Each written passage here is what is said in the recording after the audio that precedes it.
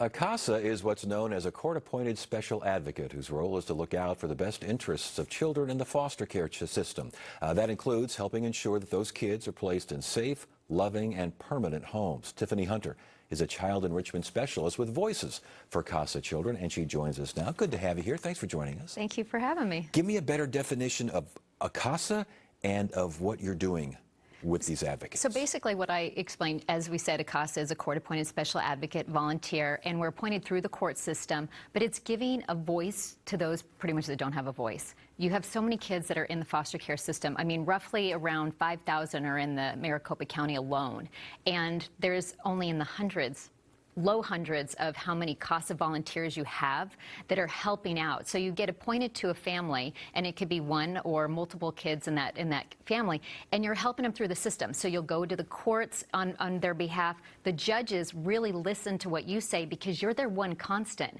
They might change different foster homes or different, even they have the DCS. They do a great job, but they might change different people along that way. So you're their parent teacher conferences, just anything to help with those children, to just give them like stability. And the process, the court appointment process, I mean, how does that work? You say you're a volunteer, Yes. and you go through the process, and basically, do you get to choose, or they say, no, this is who you're working with? You actually get to choose. So there's like 30 hours of training that you do initially, and then it's roughly like 10 to 15 hours a month that you'll actually be involved in being a CASA. Okay. So it's not crazy. Anybody can do it. I mean, if you're 21 and older, pretty much if you have some time, you're the right person to be able to do that. Are there requirements to be a CASA? Really, all it is that, okay, so you have to be U.S. citizen, you have to be 21 years or older, and have love for children. I'm going to go with that. Yeah. They put you through the process, the training. There is, they have fingerprinting. They do the background check, of course, because you're working with children. But other than that, But there is they some can train training. you. There's tons of training. Okay. Even Voices for CASA Children is a nonprofit that helps support the CASAs, and there is so much training involved that we can actually provide for them. There's even court reports because people get freaked out. Oh my gosh, I have to help with a court report. It's easy because you have so much guidance. Even the courts, they have people that can help you through all the training, and it makes it a very easy process. How do you get involved? Does a CASA say, I need some help here? Or do you see someone, I think that person needs some, how does that work?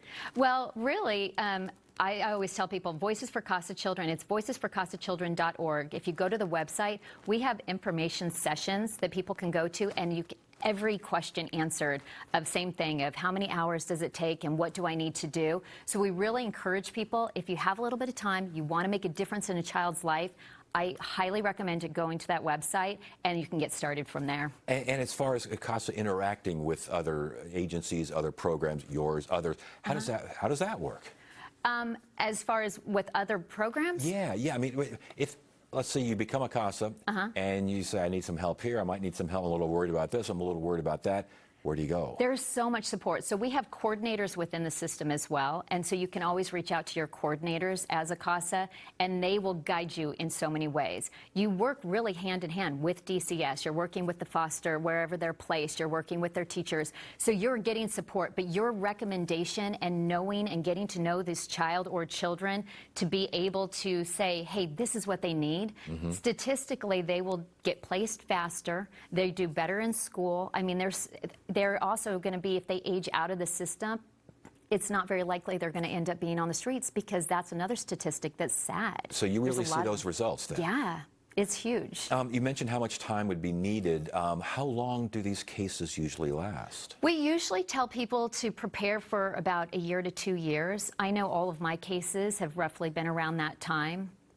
It can go shorter or it can go longer. It really just depends on the case. And you had asked me before if they appointed you to it, you get to pick. So sadly, they will give you there's files of all these children that are in the system. So once you've gone through all the training, you can go through each process of, okay, this is the right fit. You can say, oh, I want a teenager, I want babies, I want middle school, whatever it may be. They will give you the files that say, oh, female, male, whatever you want, and then you kind of, I feel like they call you. It's like, okay, this is the one that I need to help. Yeah. It really, really reaches out to me. And you stay until the case is closed. Yes. You've got to have that in there. All right, volunteers, I would imagine, would be especially needed during the holidays. Am I getting that right? It's all year round. Is it? It really is. I mean, sadly, I would like to say a lot more during the holidays because a lot of kids getting put into the system, but really, year round, CASAs are just needed. And people, we really want more awareness because no one knows what a CASA is. Yes. So we're trying to get people to realize, hey, what we do, and that